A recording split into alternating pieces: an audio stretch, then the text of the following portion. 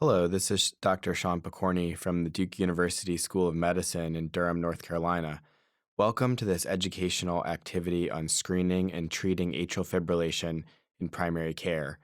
Today, you will have the opportunity to explore the burden of undiagnosed atrial fibrillation, learn how to address patients' concerns about oral anticoagulant therapy to reduce the risk of stroke, and understand the difference that primary care providers can have in improving outcomes in our patients with atrial fibrillation. So atrial fibrillation is a highly prevalent, burdensome disease. It's the most common sustained cardiac arrhythmia in the world, and it increases the risk of ischemic stroke by as much as 5-fold. The prevalence increases in older patients to up to 10% in adults of 85 years of age or older, and 20% of patients are first diagnosed with atrial fibrillation when they have a stroke or shortly thereafter. And strokes have a tremendous amount of morbidity and mortality, with up to 30% of survivors of atrial fibrillation-related stroke having some permanent disability, and approximately 33% of patients with an atrial fibrillation-related stroke die within 1 year. Atrial fibrillation is an abnormal heart rhythm in the top chambers of the heart in the atria, where the top chambers go out of rhythm and are going at approximately 600 beats a minute. And the atria are going so fast they're just quivering or fibrillating. And those impulses go through the AV node in irregular and chaotic fashion. And so you end up with an irregular and oftentimes rapid ventricular response in the ventricle. The consequences of atrial fibrillation from the embolic side of things, they can cause stroke and systemic embolism.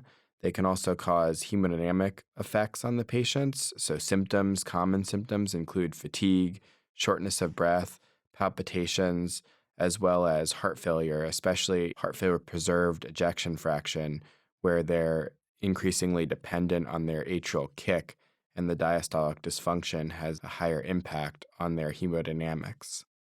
The key EKG changes that you see in atrial fibrillation, you see an irregular rhythm. It's also important to note that you don't see any P waves. There's an absence of an isoelectric baseline. You see just sort of fibrillatory patterns on the EKG. It's really important to note that there's a variable ventricular rate, and that can be very helpful for discerning coarse atrial fibrillation from atrial flutter. The Qrs complexes are usually narrow at less than 120 milliseconds unless the patient has underlying infrahisian conduction disease or bundle branch blocks. The fibrillatory waves are often fine, but they can also be coarse as well, and you can see activity that looks like prominent P waves. It can sometimes be challenging to discern from atrial flutter, and that's why focusing on the variation in the ventricular rate is really important, because we don't want to have those coarse P waves mimic atrial flutter for a misdiagnosis. For subclinical atrial fibrillation, this is silent atrial fibrillation that's picked up incidentally on patients' devices, and atrial fibrillation can produce a variety of symptoms. And so some patients really have no symptoms or very nonspecific symptoms and aren't necessarily coming into their providers to complain about things. And these silent atrial fibrillation episodes are just incidentally picked up.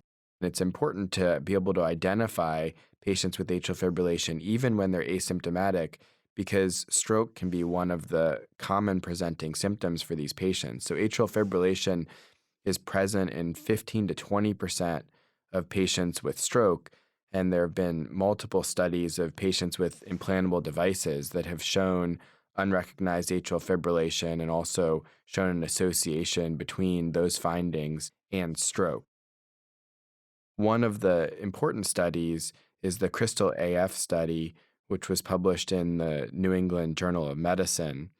And it took 441 patients with embolic stroke of undetermined source, and it randomized those patients to receive an implantable monitor versus standard of care follow-up. And what was shown in that study was that at 6 months, approximately 9% of patients with an implantable cardiac monitor actually had atrial fibrillation diagnosed as the likely cause of their stroke. And that was as compared to only about 1.5% of patients that had atrial fibrillation identified at the 6-month time period among patients without an implantable cardiac monitor. We also have data from a real-world source of over 1,200 patients with implantable devices. At 6 months, that study identified that 12% of patients had atrial fibrillation. There have been multiple registry studies and prospective studies that have identified the common finding of undiagnosed or asymptomatic atrial fibrillation. The mSToPS randomized control trial looked at patch monitoring in these patients, identifying undiagnosed or asymptomatic atrial fibrillation. In the Orbit AF registry, which included over 9,000 patients, we identified that nearly 40% of patients in the registry with atrial fibrillation actually had asymptomatic atrial fibrillation, again, highlighting how common it is to have atrial fibrillation without any symptoms. The REVEAL AF trial is a multi-center prospective interventional study of patients with CHADS 2 scores of 3 or greater, and in this higher risk patient population, they used insertable cardiac monitors and found that 40% of patients had atrial fibrillation diagnosed at 18 months. The VITAL AF study, which is a large trial of over 35,000 patients in primary care practices, it's a pragmatic randomized control trial of atrial fibrillation screening in routine primary care for patients that are 65 years of age or older. There are multiple ways to screen patients and multiple devices that are approved by the US FDA. The screening can range from identifying irregular heart rhythms with home blood pressure monitors to patients using the camera on their phone and using their smartphone to identify an irregular rhythm. We're all now familiar with smartwatches that use a photo sensor to identify an irregular rhythm. The smartwatches are particularly prevalent now in the community. Patients are continuously monitored through their watch, and it intermittently looks for irregular rhythms. And if it identifies an irregular rhythm, then it screens at closer intervals to confirm that irregular rhythm. In my practice, patients can screen themselves and get a rhythm strip on their iPhone and can help them identify atrial fibrillation and irregular rhythms. All of these wearable technologies are in addition to the standard screening tools that we've used for years, including Holter monitors, and now we have patch monitors, as well as implantable cardiac monitors. And the implantable cardiac monitors can last up to 3 to 4 years to identify arrhythmias in these patients. So the question is really, how do we screen patients and what's the best approach to screening patients? There are variations in opinions on this topic. So the U.S. Preventive Task Force came out in 2018 and recommended against ECG screening in patients because there was felt that there was insufficient evidence. The U.S. Preventive Task Force did still recommend pulse palpation and auscultation, and then getting a confirmatory ECG if the pulse or the auscultation identified an irregular rhythm. The American Heart Association recommends active screening in adults over age 65, and again, that recommendation is with a pulse assessment followed by an ECG if that is indicated. And the most recent guidelines are the European Society of Cardiology guidelines that came out in 2020. And it recommends opportunistic screening in patients 65 years of age or older, again with pulse palpation or an ECG, and considering to screen patients that are 75 years or older or at high risk of stroke. Positive screening results should be confirmed by an EKG always, and a physician should interpret that EKG. We shouldn't just rely on wearable technology. The European Heart Rhythm Association has an atrial fibrillation screening method as well, and it starts with pulse palpation or use of an automated blood pressure measurement to identify irregularity in the heart rhythm. And then, if either of those identify irregularity in the heart rhythm, the recommendation is to move on to ECG confirmation, which can be done with a handheld ECG device, a Holter monitor, or an implantable device. And once the ECG confirmation has taken place, then patients need an ongoing clinical evaluation. They need to be considered for potentially an echocardiogram so that we can treat any underlying heart disease, as well as evaluating patients' risk for stroke. We know that patients with a CHA2DS2-VASc score of 2 or greater have a guideline indication for anticoagulation for stroke prevention, and unfortunately, only about 50 to 60% of patients with known atrial fibrillation and a guideline indication for anticoagulation are treated, resulting in about 50,000 preventable strokes every year in the United States alone.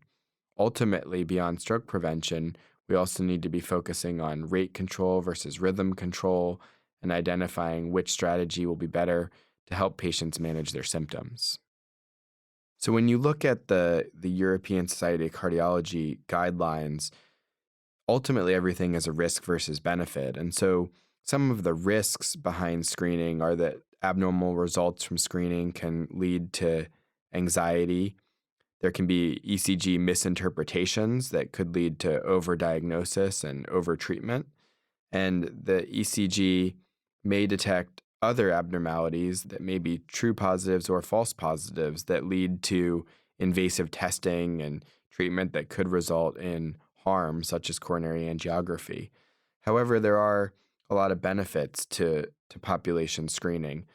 As I mentioned earlier, it's unfortunately common for patients to present with a stroke as their first presenting symptom of atrial fibrillation. And so preventing stroke or systemic embolism by getting patients who warrant oral anticoagulation is a strong benefit of screening patients, as well as helping patients understand their symptom burden.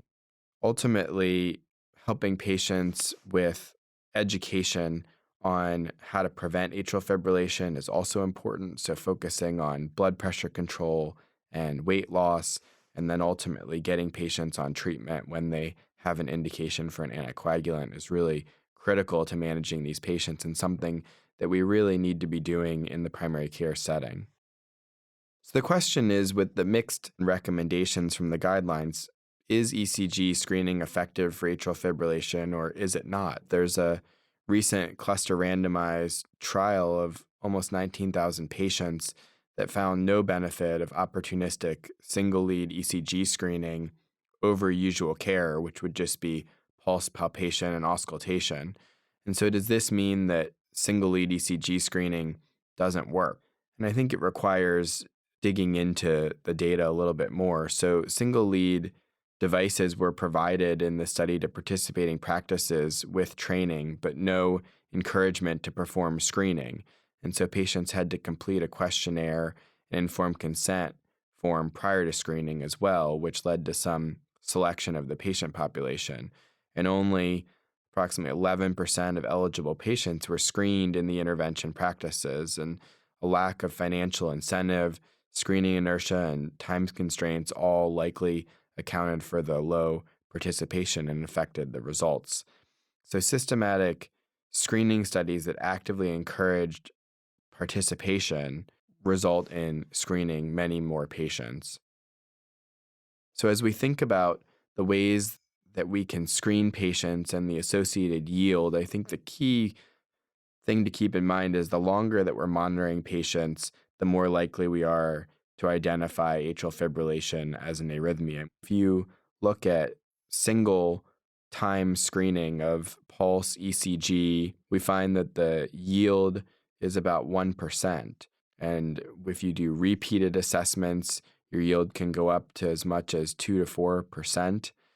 But when you move on to patch monitors that patients can wear for 7 to 14 days, we find that the yield for atrial fibrillation diagnosis in that time approaches 4 to 5%. And then ultimately, an implantable cardiac monitor that is continuously monitoring patients for a year can identify atrial fibrillation in about 1 in 3 to 1 in 5 patients, depending on the risk of that patient population, especially in patients over age 65, and particularly patients over 75. Age has a big impact on how many patients we need to screen to identify one new case of atrial fibrillation. So for patients under age 60, we need to screen nearly 300 patients to identify one new case of atrial fibrillation. But once patients get up to age 80 to 84, that number is reduced dramatically, and we only need to screen 53 patients to identify one new case of atrial fibrillation. And among patients over age 85, we only need to screen 37 patients to identify one patient with atrial fibrillation. So again, keeping in mind your patient population, screening patients more frequently that are older in age, especially as they come in for their annual physical exams, is really an important part of getting these patients on treatment and preventing downstream strokes.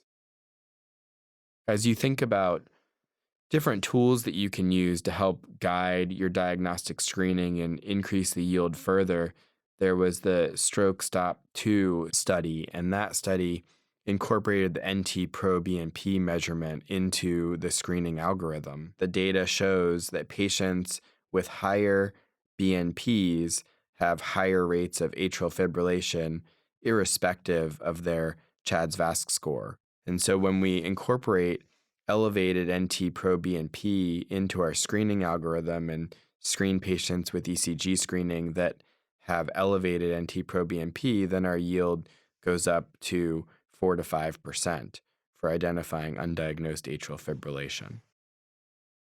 The AF SMART and AF SMART 2 studies out of Australia use an innovative AF screening process in patients that are 65 years of age or older. And they looked at over 3,000 patients. And when those patients came in to their providers' offices, a prompt appeared on the screen that determined whether the patient was eligible for screening. And if the patient was eligible for screening, then they were screened in the clinic using a smartphone ECG.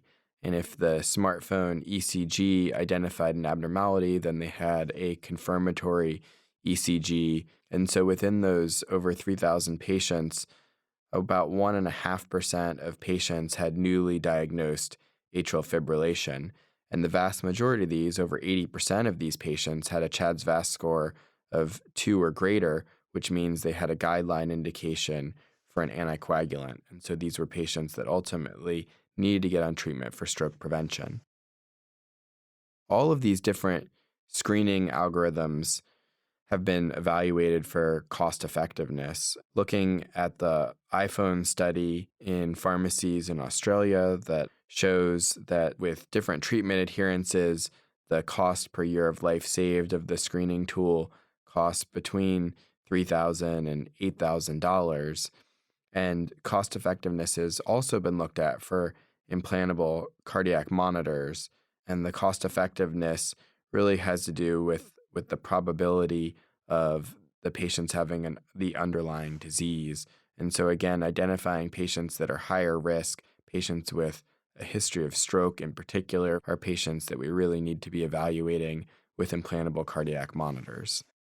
So in conclusion, I think it's important to remember from the ESC 2020 guidelines that opportunistic screening for atrial fibrillation by pulse taking or ECG rhythm strip is recommended in patients that are 65 years of age or older, and that's a class 1 recommendation. And although there are some things that we need to think about with broad screening, including anxiety that it can cause patients in downstream testing, ultimately identifying patients' cause for symptoms and preventing strokes is really the critical messaging that we need to be keeping in our primary care practices to make sure that we're identifying patients who are at risk. Now we're going to move on to the topic of reducing the risk of stroke in patients with non-valvular atrial fibrillation and focusing on the role of anticoagulation therapy. So when we think about atrial fibrillation prevention, the primary care provider plays a critical role, and that critical role extends all the way from health promotion and prevention to true disease management and disease modification. And so we certainly want to be encouraging patients to eat a healthy diet and lose weight and quit smoking, which are things that can prevent atrial fibrillation. And so, as we think about how we approach patients and the conversation with patients with atrial fibrillation, it's always important to start by identifying reversible causes of atrial fibrillation. And so, those reversible causes can be cardiac as well as non cardiac in origin. And so, some patients, we certainly see an increased incidence of atrial fibrillation in the setting of MI as well as in the setting of cardiothoracic surgery. Most of those cases of atrial fibrillation are not reversible, and most of those patients continue to have atrial fibrillation going forward. On the non cardiac side, there are more truly reversible causes of atrial fibrillation, including thyrotoxicosis, and so certainly evaluating patients' thyroid function and treating that if they are hyperthyroid can have an impact on reversing atrial fibrillation, as well as patients that are using excessive caffeine or drugs. Managing sleep apnea has been shown to reduce the percent of time that patients are in atrial fibrillation by 30 to 40%, as well as weight loss can have a similar effect on patients' atrial fibrillation burden. We also need to focus on controlling the heart rate, given the association between elevated heart rate and tachycardia-induced cardiomyopathy in these patients, as well as more severe symptoms. And so rate control strategies can include beta blockers and calcium channel blockers most commonly, as well as digoxin in some patients if they don't tolerate beta blockers or calcium channel blockers. There's still certainly mixed data on the outcomes when using digoxin in patients with atrial fibrillation, with some retrospective data signaling that there may be actually higher rates of mortality in patients treated with digoxin, although a more recent study that was underpowered and small out of ESC at least called those findings into question. We can also use non-pharmacologic management for heart rate control. And so some patients, when there are not other good options for managing their atrial fibrillation, end up getting an AV node ablation and pacemaker, which is the ultimate form of rate control. As we've focused on over the course of this segment, what's really most critical is stroke prevention in these patients and identifying patients at risk for stroke, engaging patients in that conversation, and getting patients that are appropriate for treatment onto therapy. And so there's a variety of shared decision aids that can be used. One is from the American College of Cardiology called the Anticoag Evaluator, and you can go through and compute the benefits and risks of anticoagulation, focusing on the CHADS VAS score for risk of stroke and the HASBLED score for risk of bleeding. I will point out that the European Society of Cardiology does not focus on bleeding risk, just because so many of the factors that increase bleeding risk also track with an increased risk of stroke. And so one of the things to focus on when you're evaluating patients for anticoagulation is really the reversible factors, which include blood pressure control and especially the use of aspirin. The CHADS VASC score is the score that we use for assessing patients' risk of stroke. And the key difference between the CHADS VASC score and the CHADS 2 score that we had historically used was identifying the patients that are at truly low risk of stroke, focusing on, in particular, patients with a CHADS VASC score of 0 and using the CHADS VASC score to more refine and define those patients relative to patients with the CHADS 2 score. When you're calculating the CHADS VASC score, patients get 1 point for heart failure, 1 point for hypertension, a point for diabetes, a point for vascular disease, a point for patients that are age 65 to 74 years, and 1 point for female sex. In addition, patients get 2 points if their age is 75 years or older, as well as if they've had a history of stroke, TIA, or systemic embolism. And as we think of how to translate the CHADS-VASc score into the prevalence of stroke, it's approximately a 1-to-1 percentage point translation. So patients with a CHADS-VASc score of 3 have about a 3 to 4% annual risk of stroke. We also know that the prevalence of atrial fibrillation goes up as patients' CHADS-VASc scores are higher. So again, as we're thinking about screening patients with higher CHADS-VASc scores, often driven by age and the associated comorbidities, are patients that we certainly need to be focused on screening.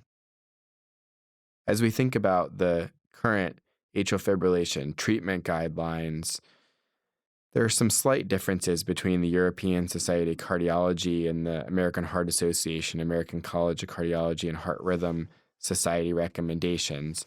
However, both recommend against antithrombotic therapy in patients with a CHADS-VASc score of 0. In those patients, the risk of bleeding with those antithrombotic agents really outweigh the benefits of stroke prevention because their risk of stroke is so low.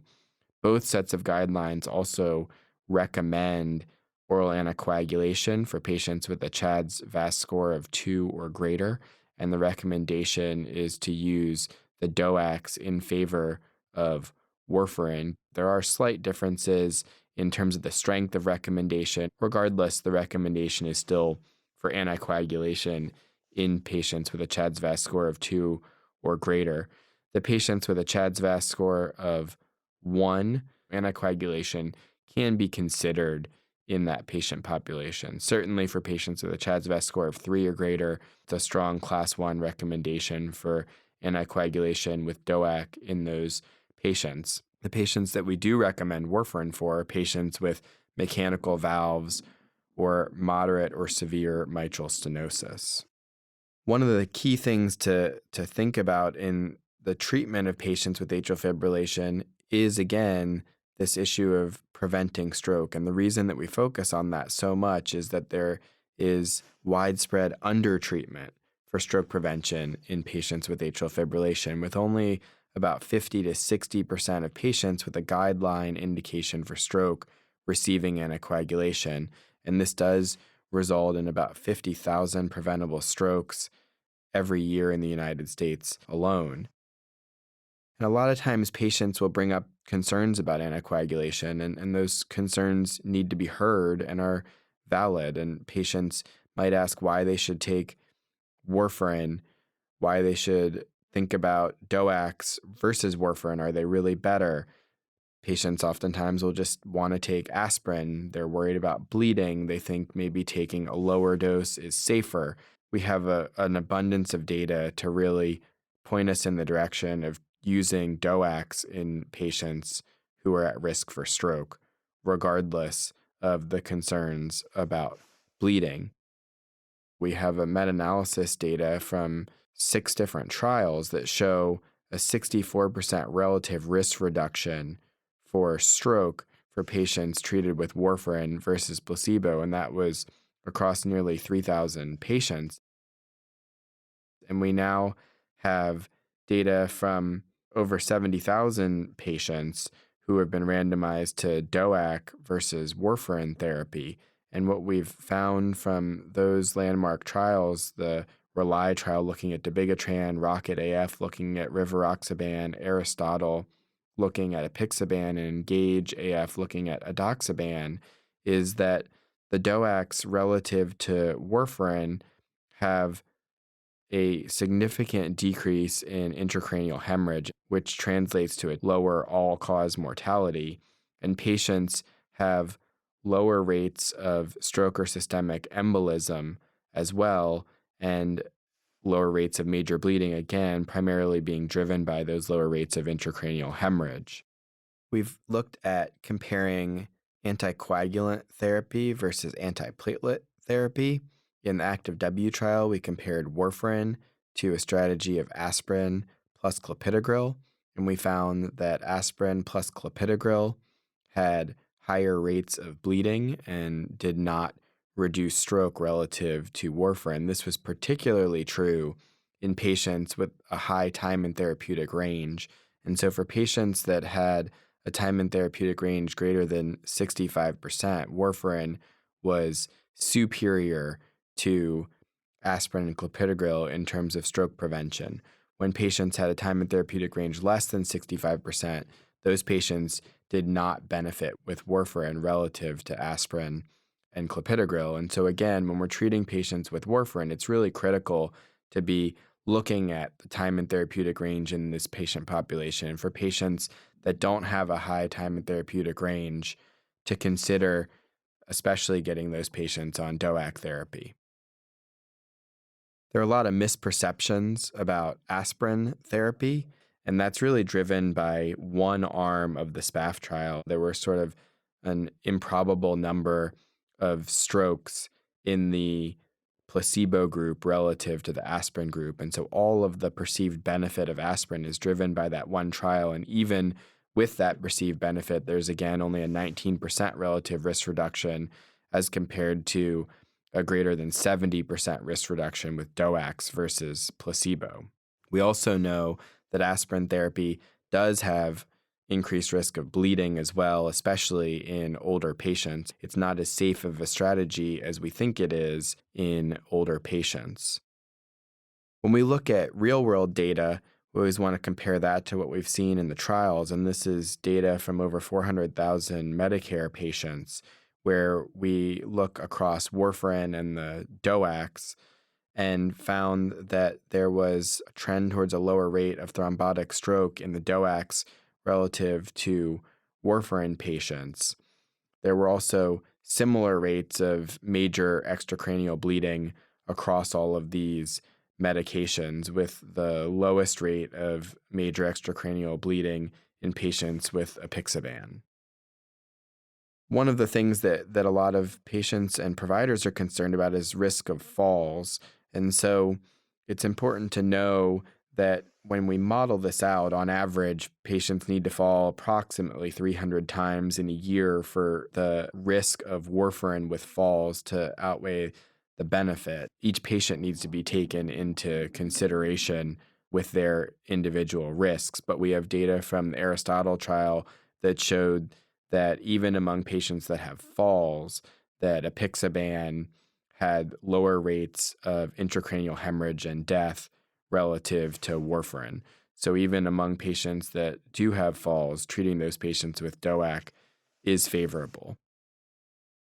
One of the concerns that patients often have is that of cost, and certainly the annual out-of-pocket cost of DOACs is higher than that of warfarin when you're looking at the out-of-pocket cost for the medication itself.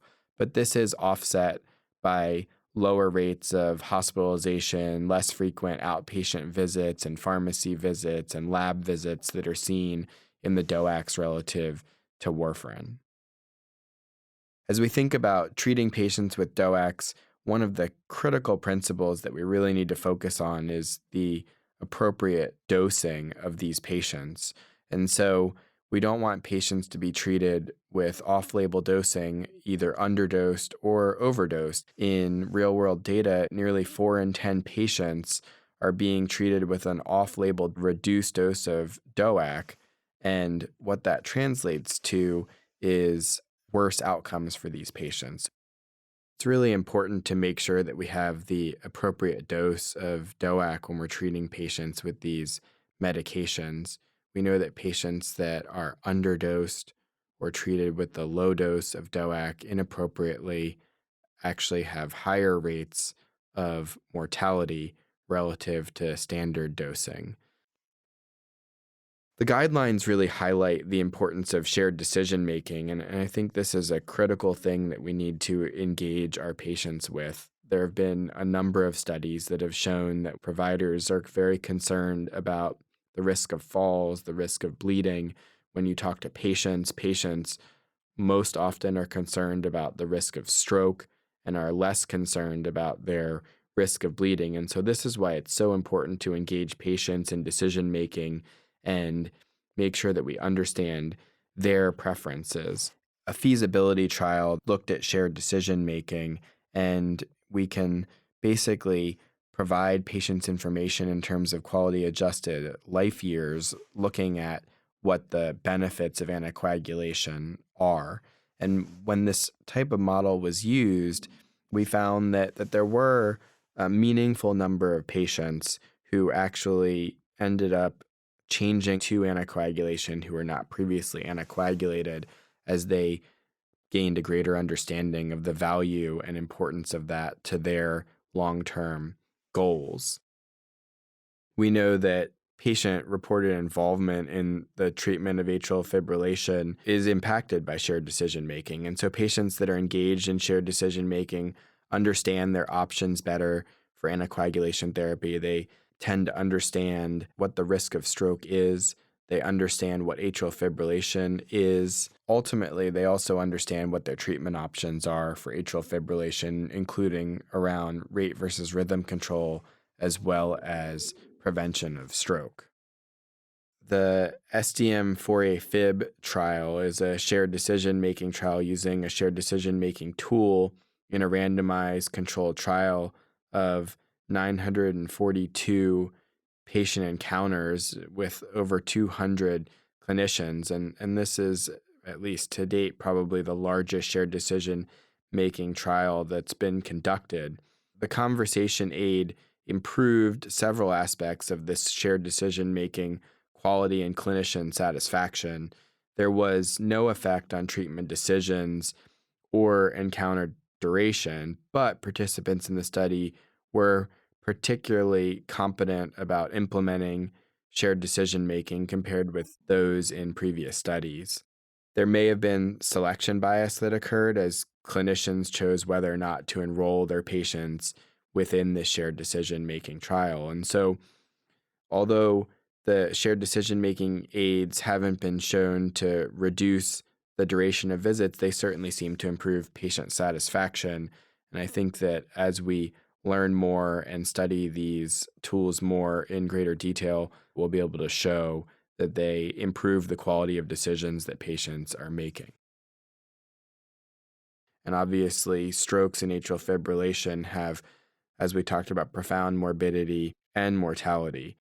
So as we think of how to approach anticoagulation in your institution, it's really important to get a leadership commitment to this issue, that we have professional accountability to make sure that we're giving patients the best care that we can and the best outcomes. And so we really need multidisciplinary support across the institution to engage patients.